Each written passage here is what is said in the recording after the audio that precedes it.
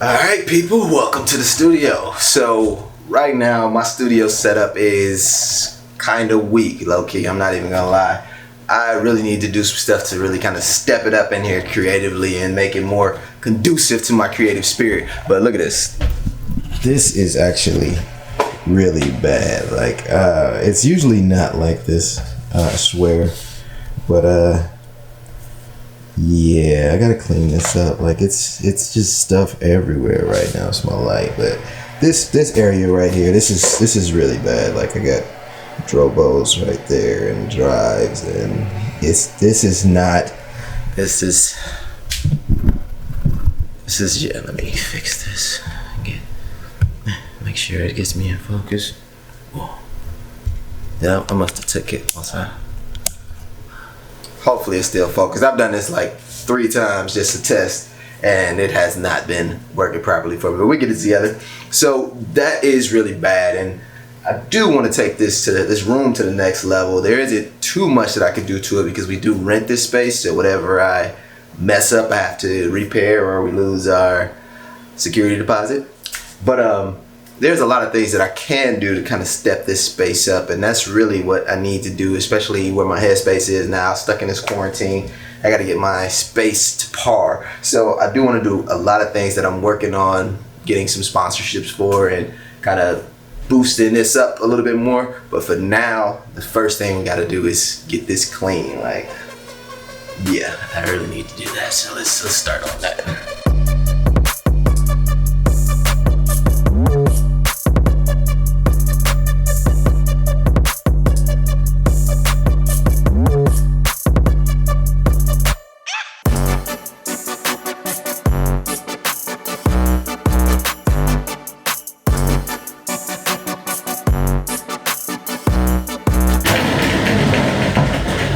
So that is a lot better. It's much more cleaner in here. And I just realized that I didn't really say what's going on or introduce this. So I am attempting to do a daily vlog. A lot of times I am not really doing anything exciting. I am just sitting at this desk editing. But I think it would be good to have an insight of kind of what I go through as a father. As a businessman, which right now sucks for me. This stay at home has to end at some point for me, but it's good. I totally believe in the stay at home policy, so stay at home and let's do this. So with this stay at home, I've been finding a lot of other things to do as far as creating more revenue streams for myself. So I've been creating classes, obviously I've been creating a lot more content, and I've been doing some other little hustles to kind of make everything, keep everything as it should be and keep everything as we normally know it. The first thing that I wanted to do was talk about this setup, and I really needed to just kind of clean it up, and this forced me to do it. But my setup currently as it is set up for obviously me to do all my creative work, but then also to have clients in here. Like it has its own door so they can come in here and not have to come through my house. It's just like its own little secluded area. Has a couch, it's got its own bathroom, and I can go get drinks if I need to. So that's like the overall catch-all of this space. I just need it to look nicer, and that's pretty much what it boils down to. I think this space has a lot of potential that is untapped currently. So the battery got exhausted on me in that one, and the other one was not ready to go. But I switched over to the GoPro that was purchased for me by my wife, GoPro Hero 8. Yeah, so as you can see, it's a lot better. This area still needs some work, but I kind of want to do, like, you've seen like those dope shelving setups, like this one couple I watch vlog, Becky and Chris. They have a dope like design ethic or feng shui to their things, and I kind of want to do something like that. But the next thing I really have to tackle is this. Like, this is just crazy. I mean, I also have to tackle the hard drive stuff, but that's not as fun. That's just gonna go buy a shelf, throw it on the shelf. But this is insane. And it's mostly just boxes and packaging that I don't have any use for it unless I'm sending it in, but then I just package it properly and ship it off. So I need to get rid of it and make it better. And I want to make this more of a media area and kind of a camera cage. So I'm gonna get at this. So basically it starts by getting these boxes out of here. So basically it starts by me messing up what I already cleaned. Oh, that's good Velcro right there. You always gotta have some Velcro. It starts by me messing up what I cleaned up. So let's work on that. Ooh.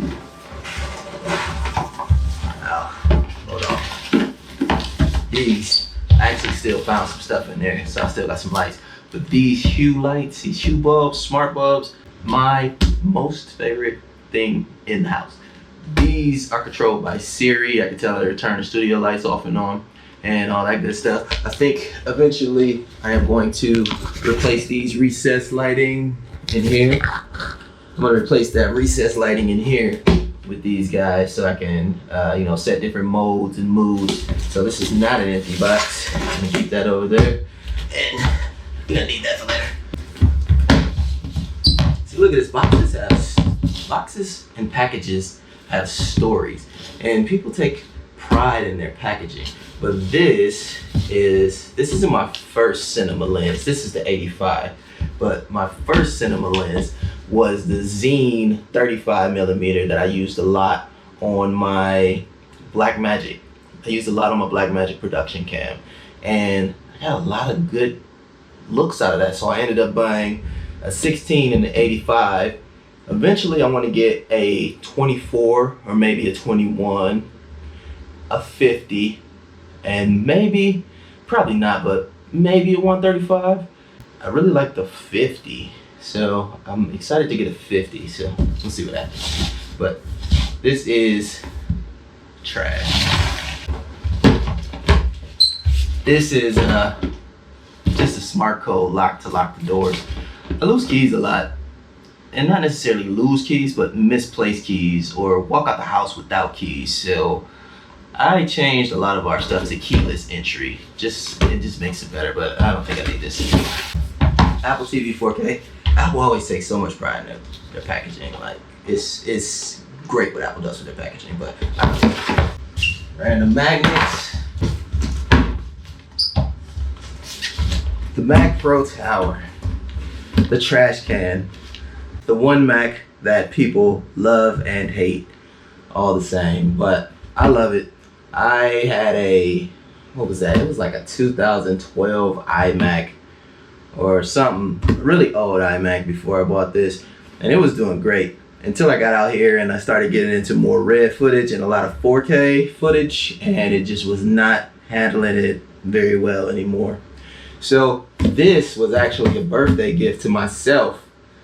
I went maybe a day after my birthday and went and purchased this, and it's been kicking butt ever since. I do want to eventually upgrade, but I'm not gonna force the upgrade. I'm gonna wait till I need the upgrade, and not everyone needs that much power in that Mac Pro, but it is a beautiful machine, a beast of a machine. But I'm gonna wait till I need that upgrade, and then I'm gonna have a client pay for it, basically. So my wife is in the other room right now, and she is watching Keeping Up with the Kardashians, like from the top, like very first episode. She hasn't watched, we don't really keep up with that much reality TV, so she hasn't watched a bunch of those episodes. She's probably seen like 5. I've probably seen like 5 seconds of it. But I really respect what the Kardashians have done. Like, aside from your personal feelings on Kim or Khloe or any of those guys, aside from your personal feelings, they really put something together dope. Like, I'm looking at what they did on episode 1 compared to what they have now, and I feel like they literally were just at a point where they were like, yo, we're just gonna start doing it. And 15 seasons later, something like that, they are just killing it, still on.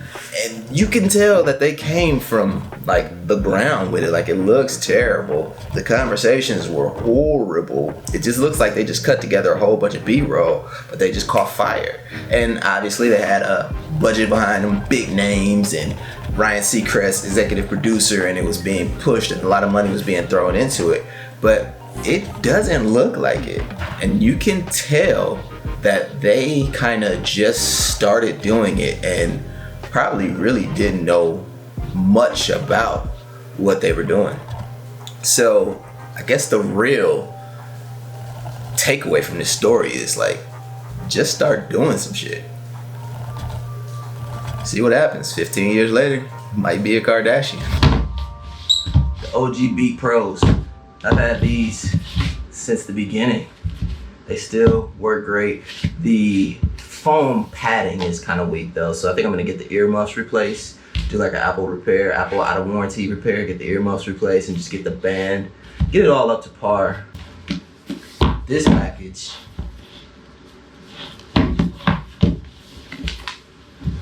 this was even before Apple bought Beats. I think this was right when they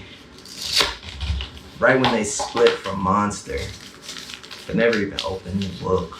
Like, why do you need a manual for headphones? Nice little lens cloth. So I'm gonna keep that. So this is a nice box. Look at this relic, the very first iPad.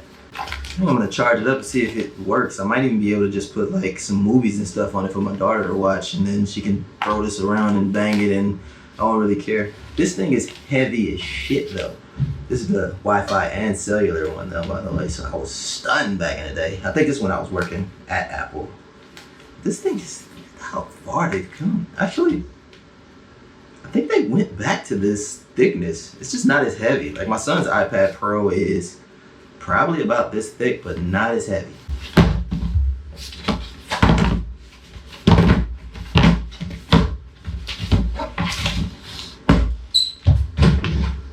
My red Scarlet W box. This box is very special. Like, I can't even call this box. This is a package. This packaging is very special to me. It's my first red. It took me 7 years from the day I said, at some point, I'm gonna get a red. I want a red. At some point, I'm gonna get a red.